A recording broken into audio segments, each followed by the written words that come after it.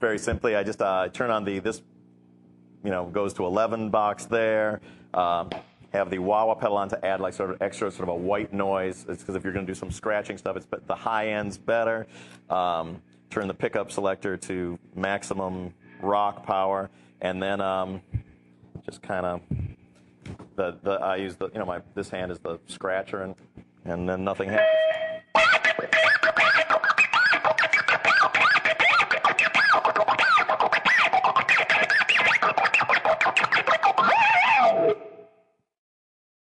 And it goes like that.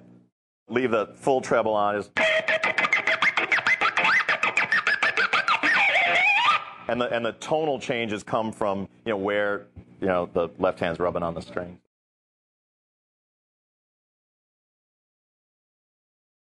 It's less kind of about this is how a thing is done. It's more kind of about just like having a disregard for the tradition of the instrument, and that this is just a piece of wood. It's 6 wires. It's a few electronics. And I was writing down notes to a song one day, and I had a pencil in my hand. I had the the delay pedal set to short delay, and then.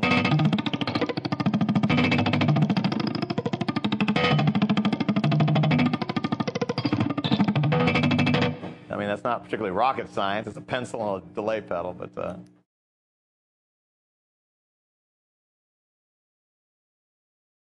This was the 2003 helicopter version, which is, again, the delay pedal set to short delay, sort of a slapback delay. The whammy pedal set to an octave below. And then I just use pick in mouth and right hand to just sort of baby slap the strings while manipulating the pedal.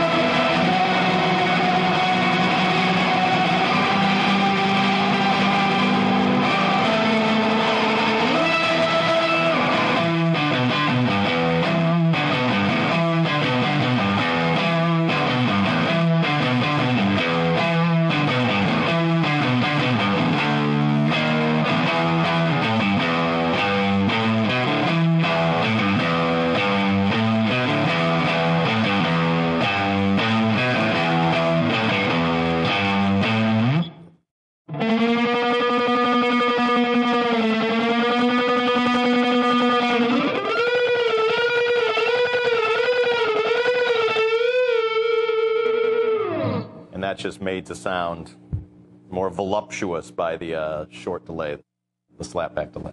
Cochise may have a bridge part where actually the phase 90 gets used.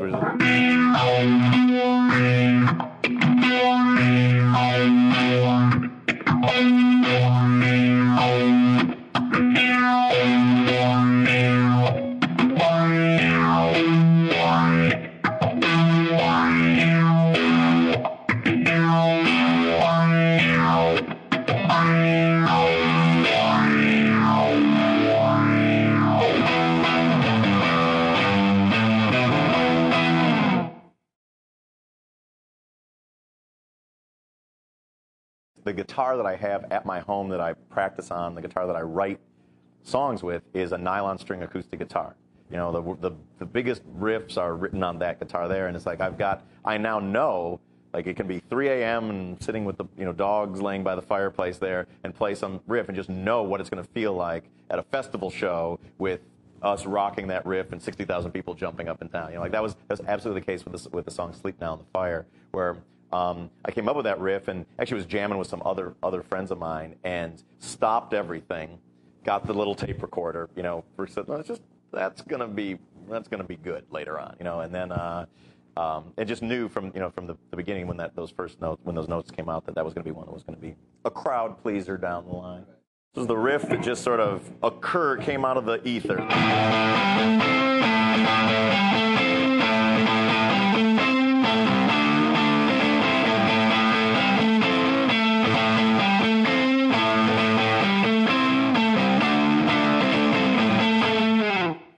It's the A an octave, pulling a bit on that.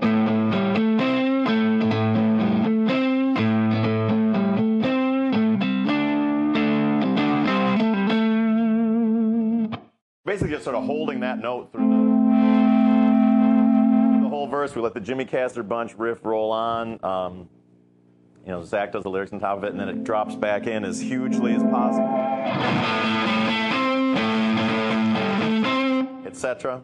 Again, you want to bump up to 11 for this one, kids, because you're going to need some sustain. Normally, this is one that's played on the Arm the Homeless guitar, but I'm going to do my best with the old soul power. And I'll be accessing some feedback by getting right up against it, and then employing the old toggles. A little something like this.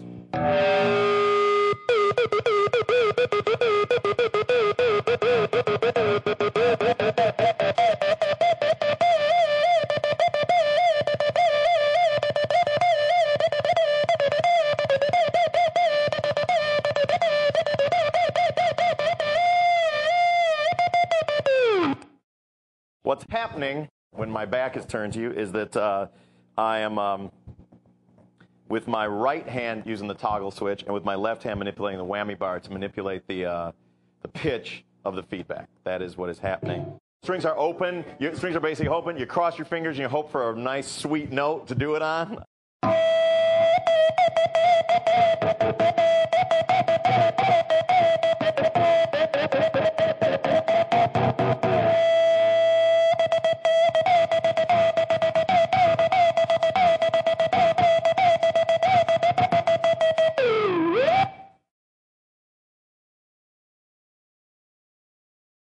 The first riff of the song is just the descending tension builder.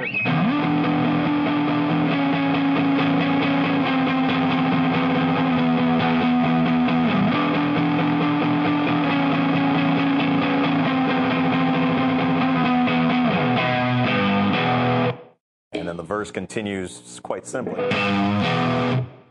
Chocolate thunder occurs in this part. More chocolate. More thunder. The second half of the verse is just employ a muted string chucka technique thusly.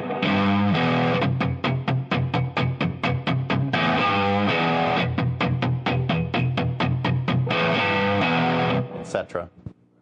for chucka flavor. It's down chuck. Yeah, you chose not to up chuck. Sounds almost identical. You can chuck any way you want, really. It's not going to